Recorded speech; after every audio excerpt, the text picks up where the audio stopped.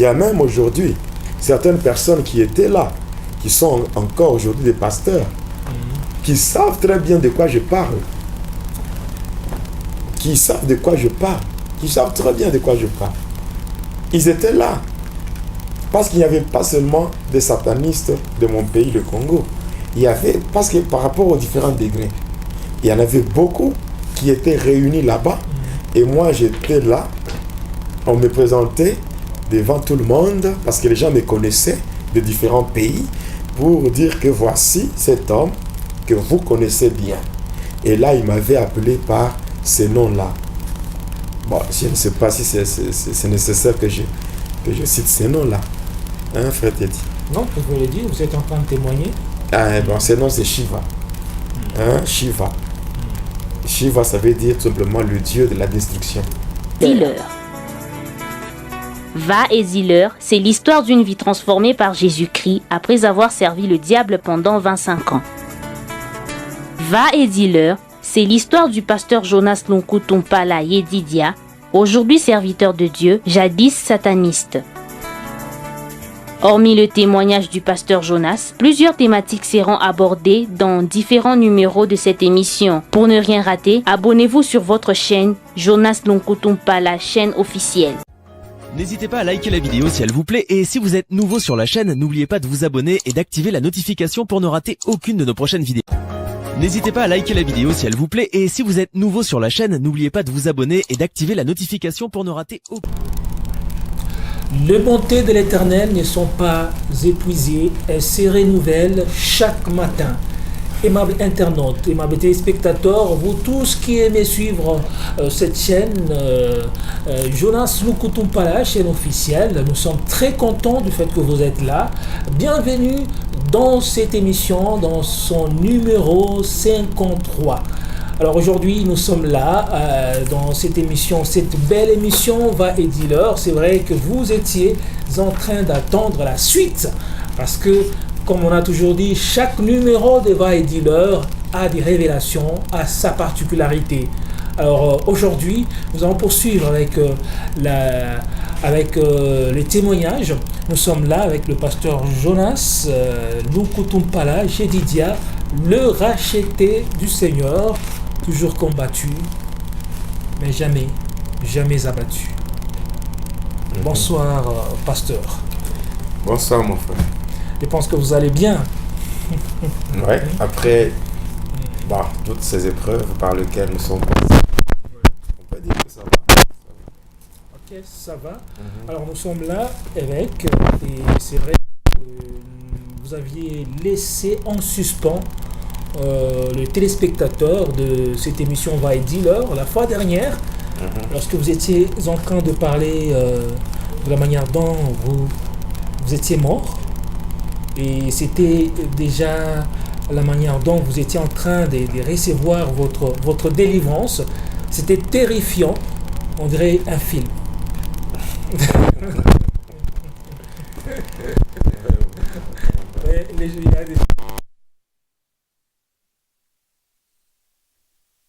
Aujourd'hui. C'est pratiquement un révélant. Oui, bon.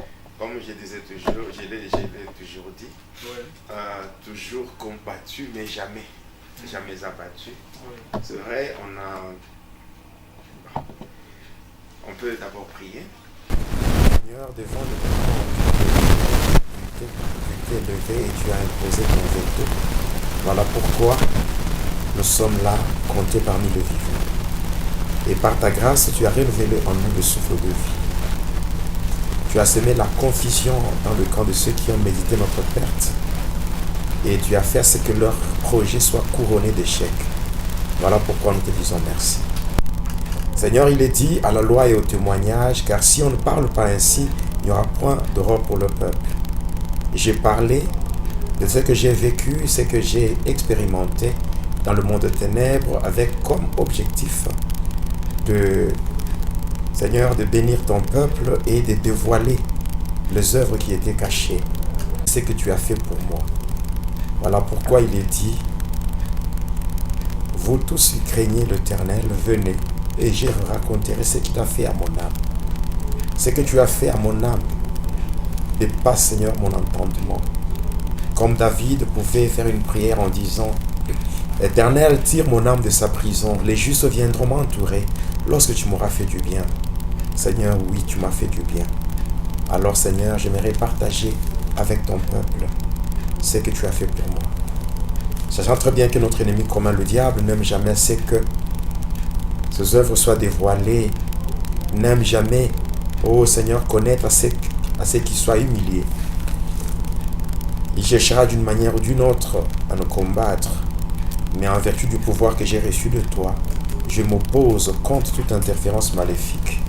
Je m'oppose contre toute puissance de ténèbres, toute force du mal, venant du monde de ténèbres, du pandémonium. Je frappe d'aveuglement, je taille en pièces, j'enchaîne, et je conduis tout droit vers les lieux arides, et cela sans retour au nom de Jésus-Christ.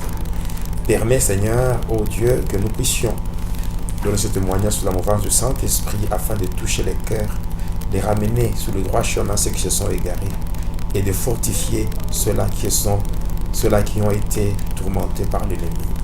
Gloire te soit rendue au nom de Jésus-Christ, notre Seigneur. Nous avons ainsi prié avec foi et action de grâce. Amen. Alors, avant de continuer avec, j'aimerais dire à tous ceux-là qui nous suivent, si c'est votre première fois de nous suivre, n'hésitez pas de vous abonner. Et surtout, on a toujours dit dans cette émission que les bonnes choses se partagent. N'hésitez pas de partager la vidéo. Alors, nous signalons que le numéro 53 sera tourné dans 2 volets. Et étant donné qu'on n'aura pas assez de minutes aujourd'hui, on pourra faire 1 heure du temps et on va récupérer l'autre 1 heure, peut-être dans le prochain numéro. Donc, en fait, dans la partie B du numéro 53. Alors, c'est ça. Je pense que le Saint-Esprit va nous conduire pour la partie d'aujourd'hui. Oui, bon, en fait, beaucoup de gens ont constaté qu'il s'est passé vraiment un intervalle assez grand par rapport au numéro 52 et le numéro 53. Cela était, comment dirais-je, était dû à un problème, un souci de santé. J'espère que même dans les cultes d'hier, le dimanche, j'ai dû parler de ça. J'ai parlé de cela, par rapport à un empoisonnement. Je n'aime pas vraiment trop parler de ça, mais il faut que les enfants de Dieu soient informés, qu'ils sachent au moins le pourquoi de mon absence. Donc, quand ils ont constaté que le numéro 53 a tardé à venir, cela était dû à mon état de santé. C'est-à-dire, tout le monde sait donc les événements par lesquels je suis passé. Et tout ça, c'est le diable qui voulait m'empêcher vraiment de dévoiler les œuvres de ténèbres. Vous avez vu, j'ai connu beaucoup de problèmes à la fin de l'année 2021. Nous sommes entrés en 2022. J'ai commencé par reconnaître des problèmes liés à l'incendie. Ma maison a pris feu. Dieu a fait grâce, Dieu a tout restauré. En dehors de cela, il y a ma jambe. Donc ma jambe droite, on était même sur le point de couper ma jambe. Dieu a fait grâce et je suis là.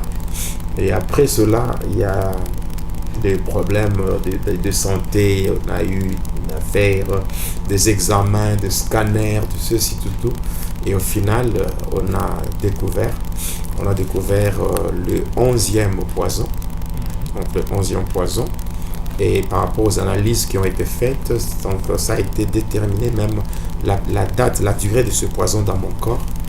Donc on a déterminé, donc j'ai eu ce poison-là le 12 février 2022. Et ce poison donc a été découvert au mois de juillet.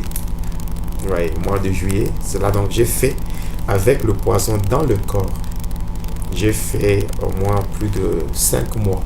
Ouais. Donc le poison était toujours dans mon corps, en train de se développer. Et ce n'est qu'au mois de juillet qu'on a pu découvrir. On a détecté cela. Et comme ça comme si cela ne suffisait pas. Et après avoir scanné la tête, on a fini par découvrir encore une tumeur attachée au cerveau. Et bon, en fait, et en conclusion, il a été demandé à ce que je sois opéré. Donc on opère la tête et qu'on enlève la tumeur là qui était au cerveau. Donc c'est ce qu'on attendait, donc on voulait faire tout ça. Mais le Seigneur, par sa grâce, la nuit de samedi au dimanche, il y a un miracle qui s'est produit. Et là, c'était par une voix audible. Quand je dormais vers le petit matin, donc je me préparais malgré tout ce que j'avais comme douleur, malaise. Je me disais, moi, j'ai fait un vœu à Dieu que je mourrai en servant le Seigneur. Donc, ce n'est pas la maladie ou c'est le diagnostic de médecin qui pouvait vraiment qui pouvait s'ériger en obstacle par rapport à mon vœu. Alors, j'ai décidé, malgré toutes les douleurs que j'avais, il y avait par moments, je ne voyais plus bien. Donc, c'était devenu noir et il y avait par moments, j'étais en train de saigner du nez. Alors, malgré ça, bon, je dis, comme j'ai fait un vœu, s'il faut mourir, je vais mourir à l'église. Mais alors, j'ai préparé la prédication sur le 5 symptômes de la dépression spirituelle. Et voilà, j'étais prêt pour aller à l'église, mais bon, c'était la nuit dont je m'étais préparé par rapport à ça. Mais arrivé le matin, bon petit matin là, vers 3h, 4h du matin, bon, je vais entendre une voix audible qui m'appelle par mon nom. Qui m'appelle Jonas, Jonas, Jonas. Je regarde à droite, je vois ma femme qui dormait. Et je dis, mais qu'est-ce qui m'appelle? Après quelques minutes, la même voix m'appelle. Jonas, Jonas, Jonas. Et la voix ajoute, tu ne seras pas opéré. Là, je sursaute comme ça. Et puis, j'essaie encore de dormir, de m'allonger. La même voix m'appelle, je suis ton Dieu et je te guéris. Sache que là où tu es là, tu es guéri. Alors j'ai senti une joie, donc une joie qu'on ne peut pas expliquer, une joie tellement grande au point que j'ai rêvé. Ma femme dit il faut qu'on aille à l'église. Oh non, on doit venir te faire de la piqûre et tout. Non, d'accord, mais qu'on s'apprête vite, il faut qu'on aille à l'église, il y a quelque chose. Je n'ai même pas dit à ma femme ce qui s'était passé. Ce n'est que quand j'étais à la chaire, j'étais en train de prêcher, je prêchais, à un moment donné, j'entends la même voix qui me parle du haut de la chaire. Et c'est comme ça que j'ai commencé maintenant à parler devant le peuple de Dieu, commencer à parler de ce que le Seigneur venait de faire dans ma vie. Et quand je parlais, toutes les douleurs, tout ce qu'il y avait comme malaise, tout avait disparu, au point que maintenant, quand je vous parle, n'est-ce pas, je viens de conduire la prière. Vous venez dans... À peine, on vient de... Ouais, c'était une forte prière. Voilà. Ça a pris beaucoup d'heures, beaucoup de minutes. Voilà. Alors, le Dieu que je sers, c'est le véritable. Donc, un Dieu qui n'abandonne jamais ceux-là qui lui font confiance. Je continuerai à m'attacher à Jésus-Christ parce que il est mon Dieu. Amen. Voilà, ça c'est vraiment... alors, je lis une portion d'écriture, c'est le psaume 66. Psaume 66. Oui, le verset 16, oui. Qui dit venez, écoutez, vous tous qui craignez Dieu, et je raconterai ce qu'il a fait à mon âme. Et je prends Luc.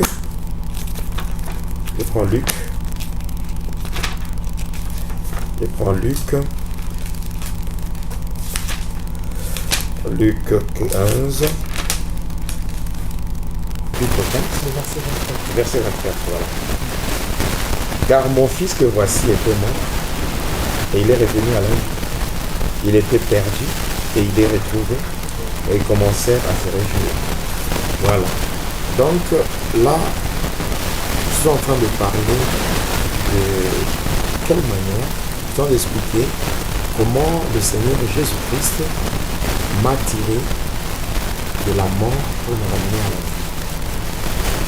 Donc, c'est pour moi une grande joie parce que même dans la parabole du fils prodigue, donc quelqu'un qui était chez son père, mais arrivé un temps, il a pris la résolution de se séparer, de s'éloigner de son père. Et il a pris ce qui lui revenait et il est parti pour tout gaspiller dans la débauche. Et au final, il va se retrouver en train de consommer une nourriture réservée aux pourceaux. Alors, c'était ça. Alors, après, lorsqu'il commençait à souffrir, et quand il est rentré en lui-même, il s'était dit non, je dois rentrer. Et je dois retourner chez mon père. C'est en fait, quand je prends cette parabole, je vois vraiment ma vie. Je m'étais vraiment éloigné de Dieu. J'étais vraiment égaré. Vous voyez, le père va dire ceci. Mon fils que voici était mort. Mais il est revenu. Il était mort. Il est revenu à la vie. Il était perdu. Maintenant, il est retrouvé. Et ils commencèrent à se réjouir. Donc, c'était vraiment une grande joie. C'était vraiment une fête. Comme la Bible nous dit qu'il y a une grande joie au ciel lorsque un pécheur s'est converti. Donc, c'est aussi pour moi une grande joie de voir ce que le Seigneur a fait. Il m'a sauvé sans moi. Donc, il a vraiment démontré sa puissance devant les forces de ténèbres, devant les puissances maléfiques. Et là, il m'a ramené, il m'a tiré de très loin. Alors, je me rappelle, nous étions dans cette grande salle, la salle de l'école, où il y avait une veillée de prière qui était organisée. Alors, c'était à l'église méthodiste, je me rappelle, dans la paroisse francophone qu'on appelait à l'époque Mont-Hermont, dirigée par le pasteur Jacques Moutante. C'est en fait une paroisse qui existe jusqu'à aujourd'hui à Likasi. Alors après avoir fait un parcours, après avoir parcouru plus de 23 églises, c'est finalement là-bas où je vais me retrouver. Alors j'ai déjà expliqué ça dans le numéro 52. Alors lorsque j'avais équipé mon corps et que mon corps était allongé par terre, les gens étaient en train de pleurer. Il y avait un médecin, le docteur Jean-Baptiste Koulita, que je salue, qui est en Afrique du Sud. Je l'avais laissé en 2013 à Johannesburg, dans le quartier qu'on appelle Rosentenville. Il était là ce jour-là. Et c'est lui qui avait vérifié le signe vitaux. Et après avoir vérifié le signe vitaux, il avait confirmé le décès. Alors il a dit, cet homme est mort. Alors juste quand il avait annoncé cela, ceux-là qui n'étaient pas vraiment forts commençaient déjà à prier. Il y avait une panique totale. Il y avait des gens qui couraient à gauche et à droite, les gens couraient. Les gens couraient. Il y avait quelques 5 à 6 personnes qui étaient restées là et qui continuaient quand même à prier. Alors, tout ce qui se faisait là-bas, moi, j'étais à côté. Et je pouvais entendre ou écouter tout ce qu'il disait. Tout ce qui se disait là, moi, j'entendais tout. Et cependant, je m'approchais même de ces gens pour leur dire, mais vous pleurez pourquoi? Mais je suis là. Je suis là. Mais au même moment, je voyais mon corps qui était allongé par terre et on était en train de faire tout le mouvement possible pour réanimer. Alors on était en train de faire tout ça. Et moi, quand je passais, je me rendais compte que j'ai passé dans le vide. C'est comme si je ne pouvais pas le toucher. Donc au contact de ces gens-là, moi j'ai passé dans le vide parce que mon corps était en fait devenu immatériel. C'est ainsi que pendant que j'étais là, les esprits là qui étaient sortis étaient dehors et ils m'avaient appelé en me disant, viens, c'est l'heure du grand départ. C'est comme ça j'étais sorti. Et je les avais rejoints là où ils étaient. avec ce véhicule-là du monde de ténèbres. Et comme ça, on était monté là, on avait quitté en fait la parcelle de l'église, on est sorti jusque sur l'avenue Kapenda. On a pris l'avenue Kapenda jusqu'au croisement avec, donc là où se termine l'avenue Kapenda, c'est de là que commence une autre avenue qu'on appelle l'avenue Kassongo Michel. Alors, descendu avec Kassongo Michel jusqu'à ce que nous étions tombés sur l'avenue Lumumba. L'avenue Lumumba, en prenant l'avenue Lumumba, nous étions descendus jusqu'à la bifurcation. Il y a une église catholique, donc l'église catholique Sacré-Cœur. Alors quand nous étions arrivés à ce niveau, il y a une bifurcation, il y a la route qui continue vers la ville qu'on appelle le boulevard de l'Indépendance, et la route qui va vers la commune de Panda. C'est en fait le prolongement de l'avenue Lumumba. En prenant l'avenue Lumumba, on avançait, on a dépassé l'hospice des vieillards. Après l'hospice des vieillards, directement c'était l'entrée du cimetière de Sapin. Alors c'est comme ça que nous étions entrés dans le cimetière de Sapin. Arrivé dans le cimetière de Sapin, automatiquement, il y avait l'ouverture. Et là, lorsque vous étiez en train de partir, vous n'aviez même pas posé la question à ces gens-là qui étaient à vos côtés? Non, je savais parce que lorsque j'étais agent de ténèbres, j'étais agent du diable. Je savais ce qui se passait par rapport au monde astral. J'avais eu le temps d'expliquer ici, dans cette émission, Va et Duleur, j'avais parlé sur la composition du monde de Lucifer. J'avais parlé que ce monde-là, qu'on appelle le monde de pandémonium kabbalistique, c'était un ensemble divisé en 3 sous-ensembles, 3 parties. Là, il y a ce qu'on appelle le monde, il y a premièrement ce qu'on appelle le monde de Tartarus. Le monde de Tartarus, en fait, qui est en fait le 2e ciel. Après le monde de Tartarus vient ce qu'on appelle le monde de Polion.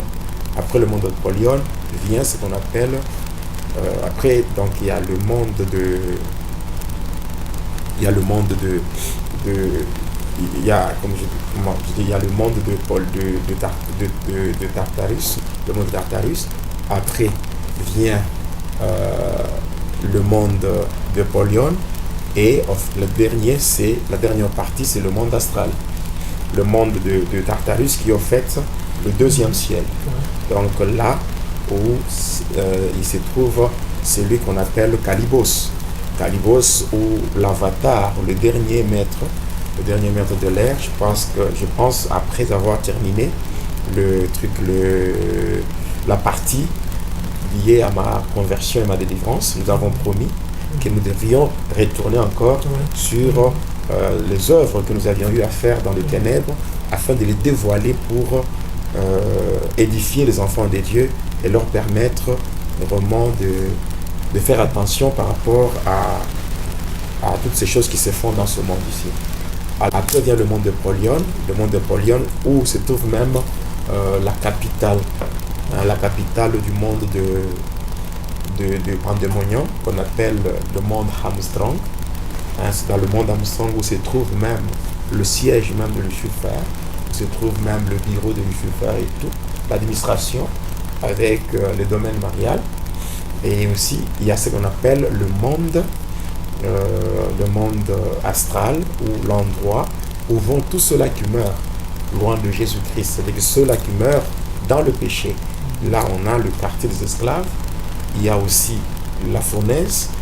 Après la fournaise de Satan vient ce qu'on appelle le séjour des morts, qui sont ces 3 parties-là. Maintenant, quelqu'un qui n'a jamais été sataniste, quand il part dans ce monde-là, il peut rentrer. Quand le Seigneur lui fait voir ce monde, il peut rentrer pour dire que non, j'ai visité l'enfer, j'étais en enfer. Donc je ne suis pas contre. Je ne suis pas contre ceux-là qui font le témoignage sur l'enfer. Non, j'étais en enfer, j'ai vu Michael Jackson en enfer, j'ai vu le pape Jean-Paul II en enfer. Bon, c'est bien de parler comme ça, mais ce n'est pas correct.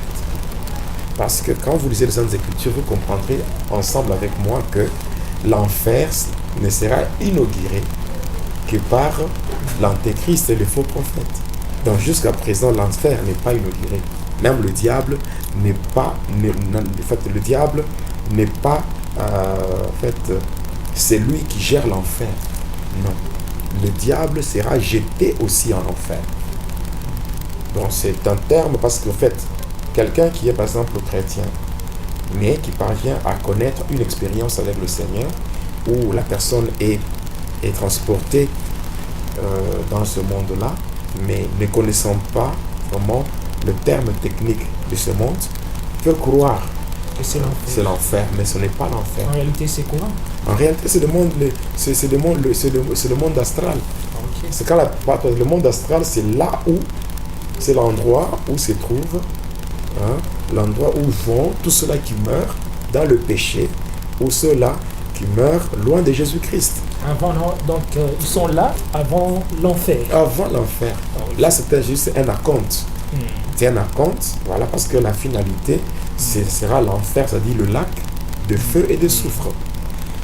Bon, parce que moi, je vous parlerai de sur l'enfer. Voilà, alors, lorsque on m'avait amené là-bas, bien sûr, nous étions entrés dans ce qu'on appelle le monde du cimetière. Et donc, eux-mêmes avaient ouvert ce qu'on appelle la muraille multidimensionnelle. C'est-à-dire ce qu'on appelle Akram. Donc, pour ouvrir la muraille multidimensionnelle, ce ne sont pas en fait, ce n'est pas n'importe quel magicien qui peut faire. Il y a des magiciens qui sont limités au cimetière, mais qui n'ont pas la capacité d'ouvrir cette muraille pour aller maintenant dans ce monde-là, parce qu'il y a le principe du triangle du Cap de Bermude qu'il faut tracer et connaître. Passant par cela, on découvre ce qu'on appelle la cérémonie à tombeau fermé et la cérémonie à tombeau ouvert. Alors là, nous étions là, c'était l'ouverture passant par la cérémonie à tombeau fermé. Et c'est ce qui fait que quand on passe par la cérémonie à tombeau fermé, on accède directement à ce qu'on appelle le monde du cimetière. Et lorsque nous étions arrivés dans le monde du cimetière, automatiquement, on m'avait recensé dans des registres. Et après m'avoir recensé, on m'avait placé quelque part. Alors là, ce qui se fait, c'est quoi? Dans le monde du cimetière, dès que vous arrivez là-bas, vous allez vous rendre compte que tous ceux qui sont dans le monde du cimetière, tous ont un même âge. Donc là-bas, tout le monde est jeune. Et là-bas, il n'y a pas d'infirme, il n'y a pas d'handicapé, il n'y a pas de borgne. Donc tout le monde est normal. Et là, la conscience... et la vie là-bas... Vous avez vos facultés comme ici sur la Terre. Dans le monde du cimetière, il y a une vie, et même certaines personnes qui viennent de ce monde ici, le monde des humains, qui vont dans le monde du cimetière, même prendre les choses ou certaines histoires qui sont dans ce monde et revenir avec ça ici. Donc là-bas, il y a une vie.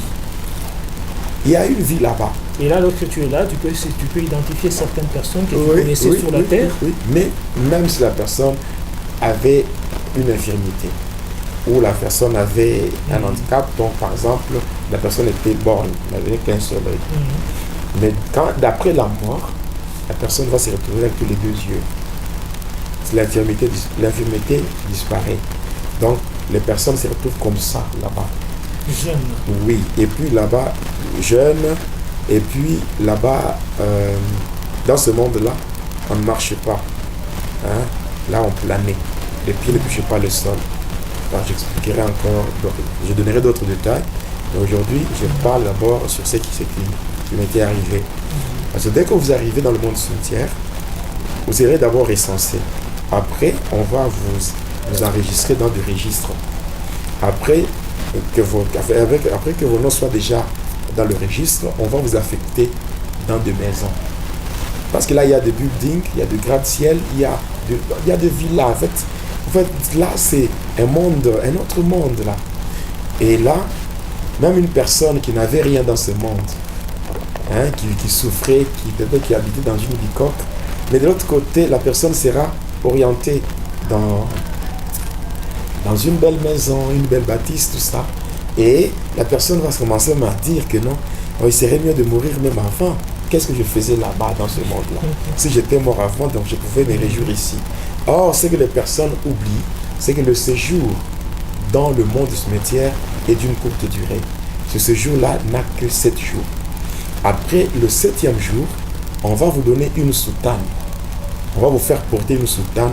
On appelle ça la soutane d'emportement. C'est cette soutane-là qui sera comme un ascenseur qui va vous projeter du monde des cimetières vers le monde astral. Alors moi, quand j'étais arrivé, on ne m'avait même pas accordé ce séjour-là, de 7 jours. Ce séjour-là ne m'avait pas été accordé. Quand on m'avait amené là-bas, la seule chose qui était faite, c'est on arrive seulement là-bas, vous m'avez ligoté, après on va ligoter, on m'avait fait porter une soutane de couleur noire. Alors c'est cette soutane-là qui m'avait projeté du monde de cimetière vers le monde astral.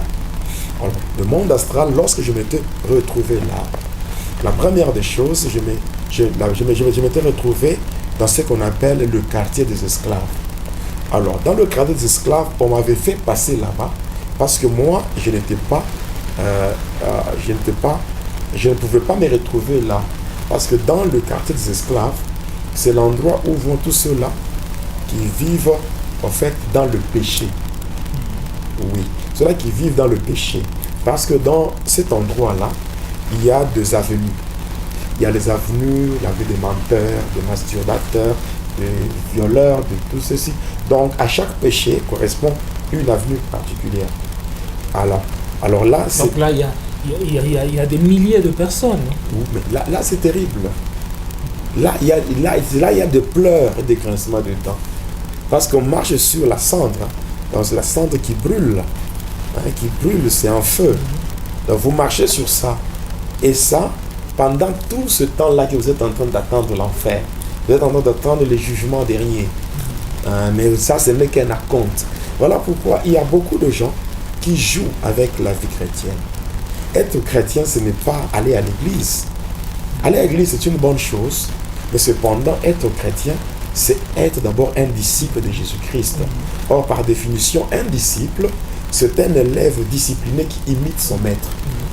Voilà. Donc, quand on devient disciple de Jésus-Christ, c'est ainsi que la Bible dit, c'est que c'est à Antioche, où pour la première fois, que les disciples furent appelés chrétiens. Donc, on ne peut pas être appelé chrétien si on n'est pas encore disciple. Et là, il y a beaucoup de gens qui vont à l'église. C'est comme aujourd'hui. On a transformé l'église. On a déformé l'église. L'église est devenue, en quelque sorte, un club d'amis. L'église est devenue comme une sorte d'association socio-culturelle. L'église est devenue un lieu où certaines personnes viennent pour faire le défilé des modes. L'église est un endroit où les gens entretiennent des conflits, où il y a tellement beaucoup de choses. Et au final, beaucoup de gens vont à l'église par habitude, mais continuent à conserver leur vie de péché. C'est ce qui fait que cet endroit-là, quand ces gens meurent dans le péché, ils sont là. J'ai déjà expliqué ça.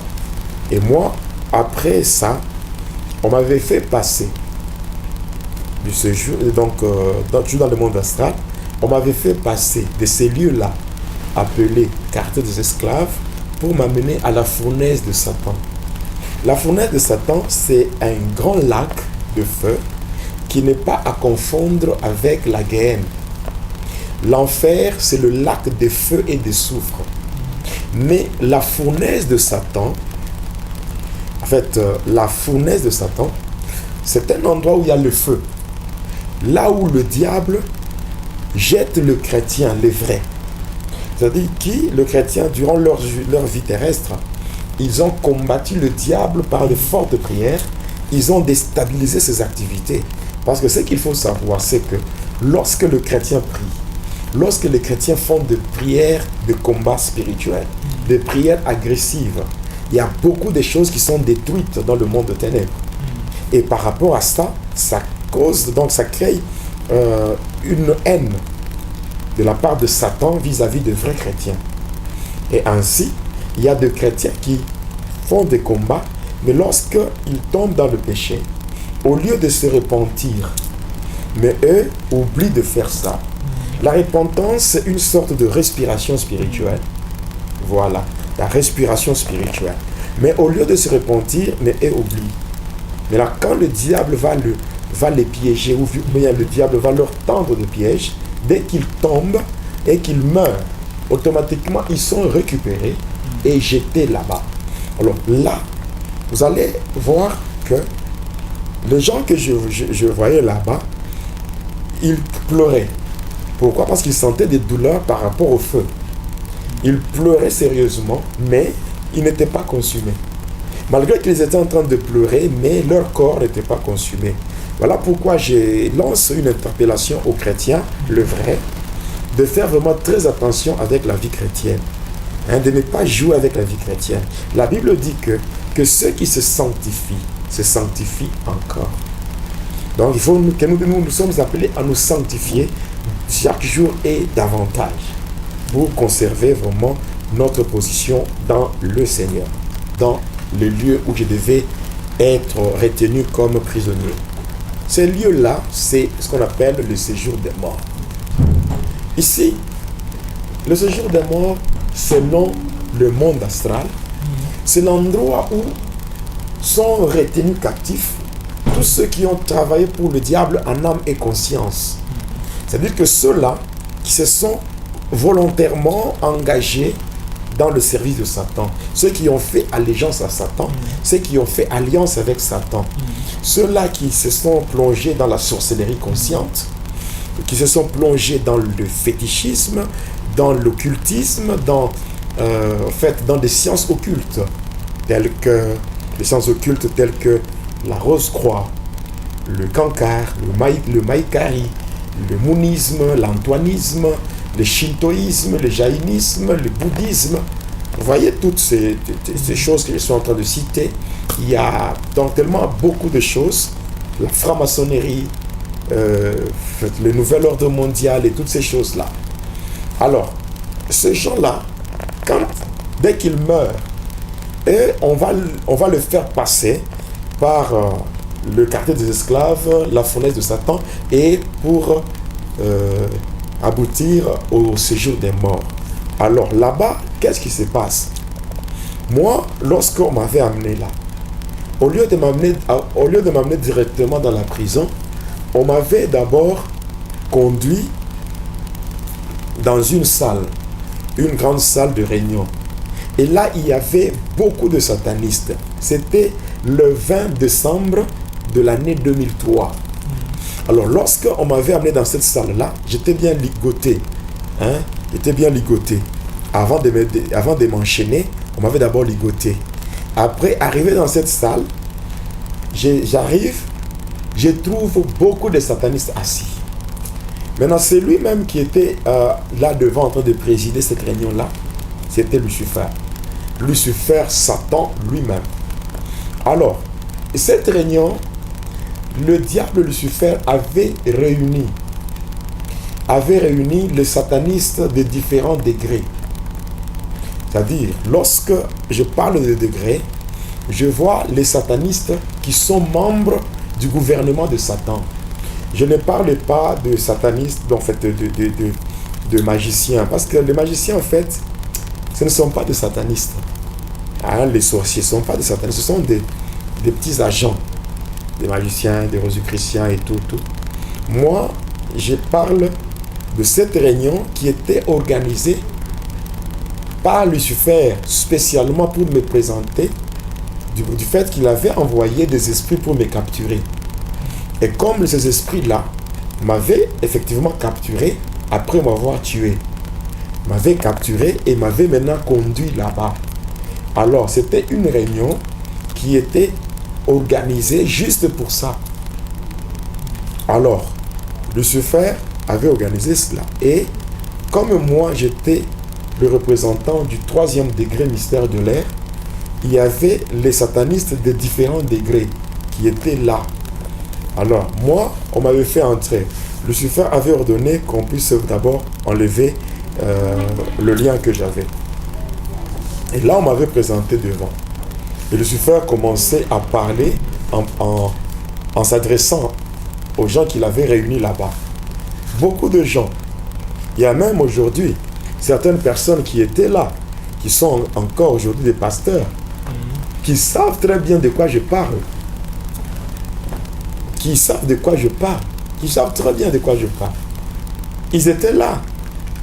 Parce qu'il n'y avait pas seulement des satanistes de mon pays, le Congo. Il y avait, parce que par rapport aux différents degrés, il y en avait beaucoup qui étaient réunis là-bas. Et moi, j'étais là. On me présentait devant tout le monde, parce que les gens me connaissaient de différents pays, pour dire que voici cet homme que vous connaissez bien. Et là, il m'avait appelé par ces noms-là. Bon, je ne sais pas si c'est nécessaire que je cite ces noms-là. Hein, frère Teddy? Non, vous pouvez le dire, vous êtes en train de témoigner. Ah, bon, ce nom, c'est Shiva. Hein, Shiva. Shiva, ça veut dire tout simplement le dieu de la destruction. Alors, il m'avait présenté sous ce nom-là. Il avait dit, vous savez comment cet homme m'a servi. Mais comme j'ai constaté qu'il cherchait à me fausser compagnie, j'ai décidé de le capturer. Oui. On l'a capturé et la place qu'il mérite, c'est la prison. Et que cela vous serve aussi de leçon. Il parlait là, il était furieux, il était vraiment arrogant. Donc, juste au niveau de ses pieds, hein, au niveau des pieds, il n'y avait pas de pieds comme ce que nous avons, les humains. Lui, au niveau des pieds, il y avait quelque chose comme... vous voyez, quand vous regardez les pattes des canards, des palmipèdes, hein, les palmipèdes, c'est comme ça, les pieds de Lucifer. Avec sa toge la rouge, il parlait. Même si aujourd'hui, je suis victime de plusieurs empoisonnements, de ceci, des attaques. Mais c'est parce que ces gens qui font ça, ils savent que ce que je dévoile là, c'est la vérité. Moi, je n'ai jamais témoigné pour qu'on me donne de l'argent. Je n'ai jamais, Dieu m'est témoin. Ah oui, Dieu m'est témoin. Je lève ma main, oui, ma main droite. Je l'ai dit, Dieu m'est témoin. Je n'ai jamais été dans une église où je demande à un pasteur que vous me donnerez telle enveloppe ou tel cachet. Jamais. Je ne l'ai jamais fait et je ne le ferai jamais. Même quand je suis en train de parler, de servir le Seigneur, il y a des gens qui sont touchés par le Seigneur dans le monde et qui disent non, nous devons soutenir le pasteur Jonas. C'est tout. Mais dire que moi j'ai déjà dit à quelqu'un, tu dois me donner autant d'argent, tu dois faire ceci, en tout cas, Dieu m'est témoin. Ce sont des mensonges, des histoires insensées. Et je le dis encore, pendant que j'étais là, il y avait beaucoup de pasteurs. Si j'ai une bonne mémoire, je peux dire qu'il y avait même plus de 100 pasteurs. Non seulement des pasteurs noirs, même des blancs. Des représentants des églises qui étaient là et qui voyaient comment moi, Lucifer, est en train de me condamner devant tous ces gens-là. Alors, on avait prononcé la sentence, donc c'était la prison. Et au même moment, j'étais là, avant même de me faire sortir, Lucifer avait ordonné, il avait dit que tous les satanistes devaient entrer en jeûne. Donc, à partir du 21 jusqu'au 23. Donc, 21, 22, 23, jeûne à sec de 3 jours afin de préparer les festivités de fin d'année. Les satanistes jeûnent aussi? Oui. Les festivités de fin d'année. Pendant 3 jours, vous préparez cette fête païenne qu'on appelle la Noël et la fête qu'on appelle Saint-Sylvestre, fête de Nouvel An.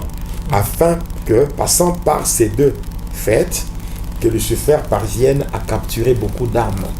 Et certainement, ces jours-là, Lucifer gagne beaucoup d'âmes.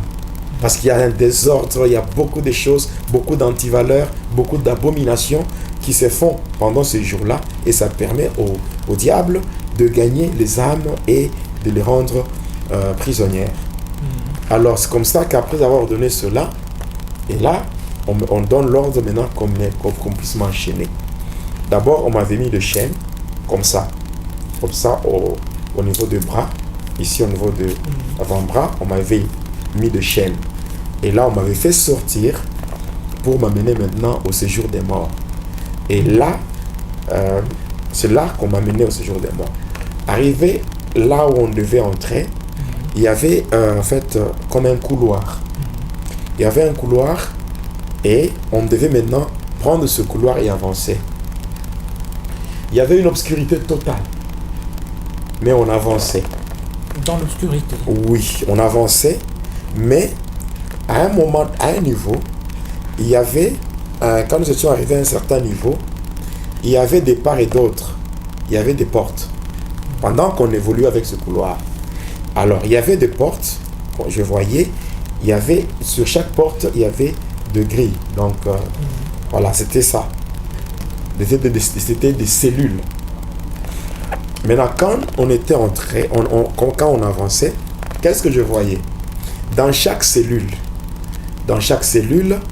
je voyais une personne qui est là, une personne qui est dans la cellule, enchaînée, en commençant par le pied jusqu'au niveau de la bouche. Et un gros cadenas dans chaque cellule. Et pendant qu'on avançait, j'avais vu des gens que je connaissais. J'avais vu des gens qui sont aujourd'hui reconnus comme étant de grands hommes de Dieu, de grands chefs spirituels ou de grands fondateurs de certains mouvements. Voilà. Or, ce sont des gens qui sont aujourd'hui considérés comme étant des pionniers ou des piliers de certains mouvements spirituels. Or, en réalité, ces gens-là, si vraiment ils étaient des serviteurs de Dieu, comment est-ce que moi je pouvais les trouver là-bas?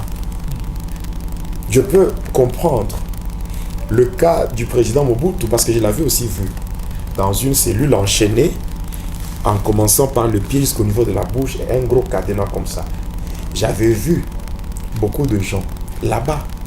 Il y avait des musiciens que je voyais, comme le musicien Franco Luambo Makiadi, comme le musicien ici qu'on appelait Pepe Kale, Kabasele.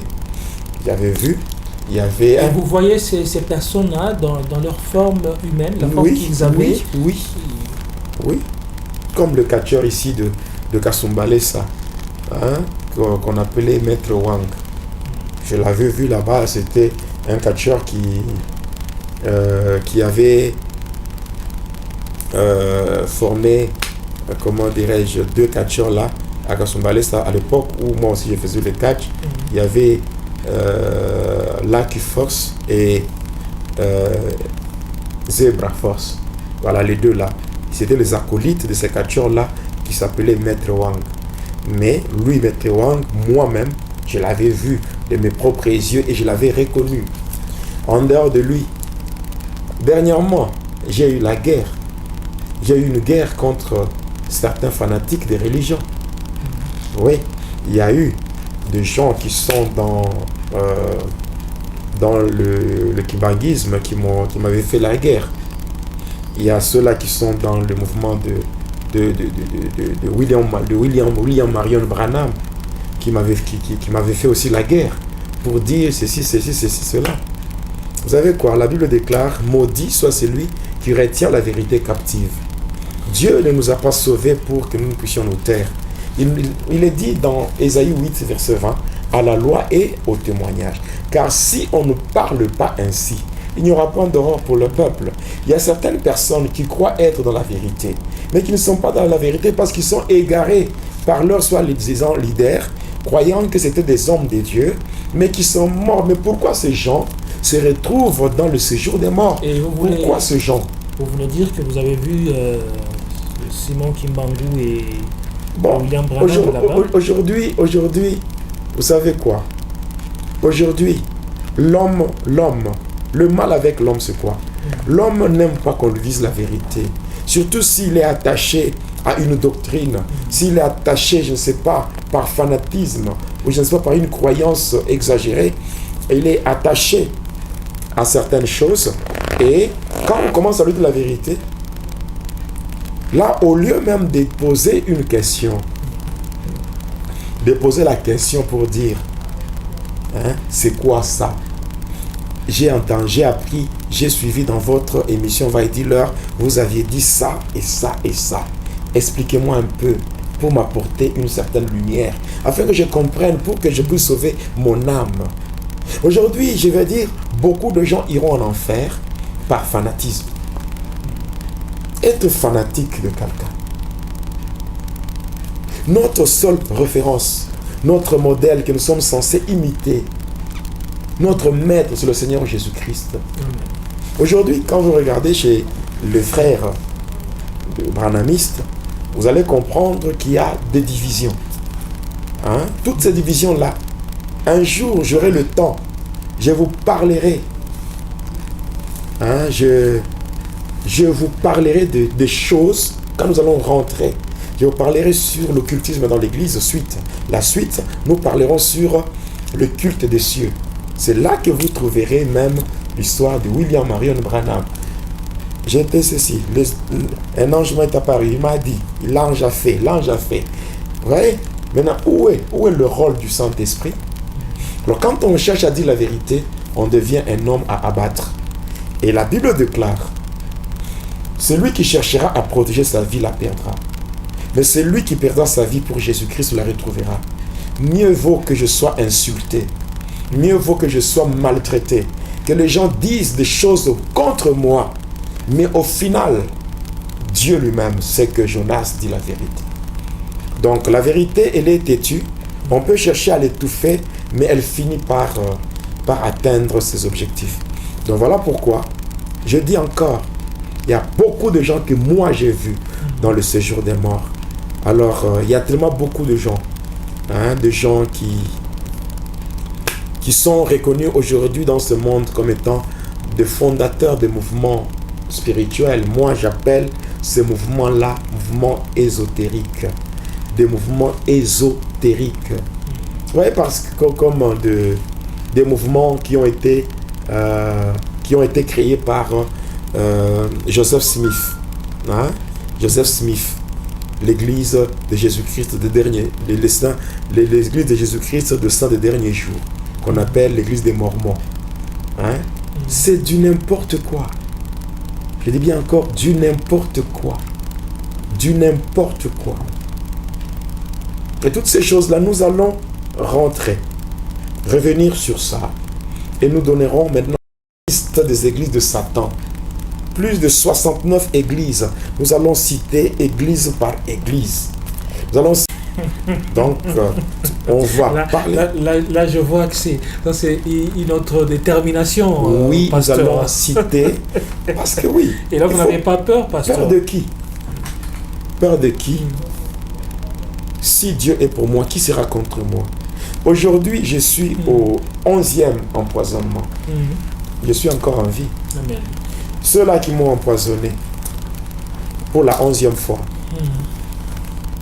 ils ont vu que leurs efforts sont couronnés d'échecs. Et voilà, on me conduit là-bas, arrivé à un endroit, il y avait comme un trou. Et ce trou-là, il y avait des flammes de feu. Flammes de flammes. Donc il y avait des flammes. Alors, ceux-là qui me conduisaient là, c'était des démons. On avait contourné avec eux, on a contourné. Maintenant, de l'autre côté de ce trou-là, il y avait d'autres cellules. Ça parce que le couloir là continuait. Alors, il y avait une cellule, on l'avait ouvert, on m'avait fait entrer là-bas. Et lorsqu'on m'avait fait entrer dans cette cellule, on m'avait mis de chaînes.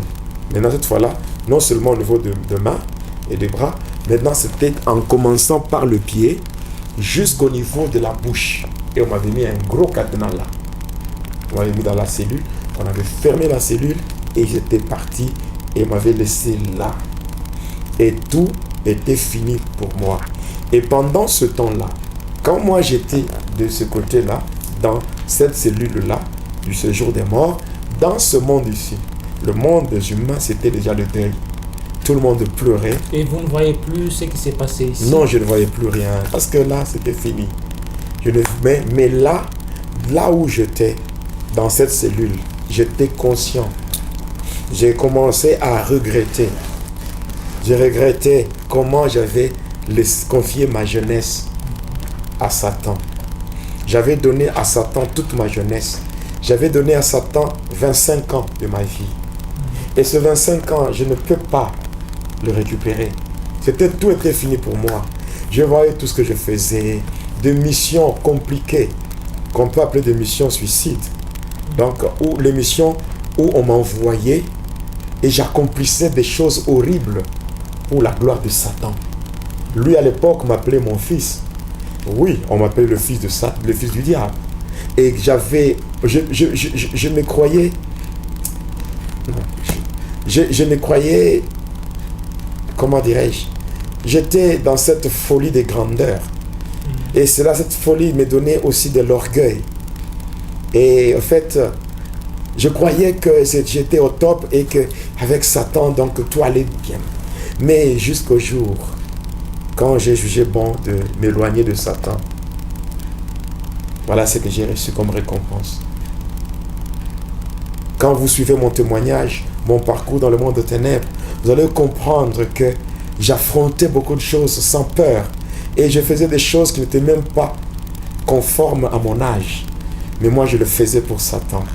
Mais regardez maintenant le résultat, la récompense que j'ai reçue de Satan. Alors, cet emprisonnement, c'est peut-être parce que vous vouliez recevoir Jésus-Christ ou c'est de cette manière-là que finissent ceux mais qui servent le diable. Quand je travaille pour quelqu'un et qu'à un moment donné, je vois que on ne se convient plus, je me retire.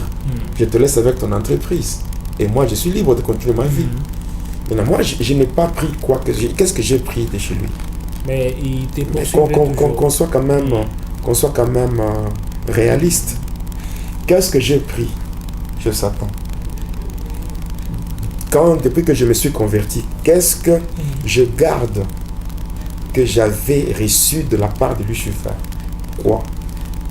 Je m'étais retiré, j'avais été décidé de partir, de lui laisser avec son entreprise, de lui laisser avec le mystère de l'air et son gouvernement. Donc c'était facile de me laisser parce que tout ce que j'ai fourni comme effort, tous mes sacrifices, tout ce que j'avais fait, ce n'était pas pour ma gloire, c'était pour sa gloire. Mais il y avait des pactes. Et tous ces pactes-là, oui, mais quelqu'un qui dit c'est fini, c'est fini. Donc tout ce que j'ai fait pour toi, ça reste pour toi. Mais la seule chose que moi je fais, c'est de me retirer. Mais il pouvait même, lui aussi pouvait avoir un livre de souvenirs. S'il pouvait aussi avoir le livre de souvenirs. Quand vous prenez le livre d'Esther, le chapitre 6, lorsque le roi Assyrus, avait manqué le sommeil, il avait demandé qu'on prenne le livre des Annales. Et là, on avait ouvert le livre, jusqu'à ce qu'il est tombé sur un endroit qui parlait sur ce que Mardoché avait fait pour le roi. Mais Mardoché qui était à la porte là, le roi avait dit non, mais qu'est-ce qu'on a fait pour cet homme qui avait fait une telle chose pour le roi? Alors il dit, on doit l'honorer. Et Mardoché a été honoré. Mais moi, le diable, si lui, il est le roi de ce monde. Mais tout ce que j'ai fait, ce n'est pas marqué dans ces annales. Maintenant, pourquoi ne pas regarder ce que j'ai fait? Il n'y a que Dieu qui n'oublie jamais ce que nous faisons pour lui. Tout ce que nous faisons pour le Seigneur, un jour on peut recourir à cela. Comme Ézéchias, lui qui était dans le lit, il devait mourir. Même Dieu avait dit, voilà, il a dit au prophète, va lui dire, afin qu'il se prépare pour partir. Mais cependant, arrivé là-bas, on lui annonce ce que Dieu a dit. Il va se retourner, il va commencer à rappeler à Dieu comment il a travaillé pour Dieu. Il a commencé à rappeler à Dieu. Et Dieu s'est souvenu de lui. Et Dieu va dire au même prophète qui a annoncé la mort, Dieu va rentrer encore pour lui annoncer la prolongation de sa vie. Regardez un peu ce que Dieu peut faire. Mais moi, ce que j'ai fait pour le diable, des choses horribles. Et quand je pense à tout ça, ça me fait très mal. Ça me dérange à un niveau tel que je manque la paix. Heureusement, j'ai reçu celui qui est le prince de paix. Lui qui me donne la paix. C'est le Seigneur qui me donne la paix. Et c'est le Seigneur qui vient consoler mon âme abattue et qui vient guérir mon cœur brisé et qui permet quand même que je sois ce que je suis aujourd'hui. Donc voilà, je me suis retrouvé en prison, enchaîné comme ça par Lucifer, Satan. Voilà. C'était ça la récompense. Alors aujourd'hui, exceptionnellement, on va faire une heure du temps parce que compte tenu du temps de l'heure, parce qu'il est vraiment trop tard, hein.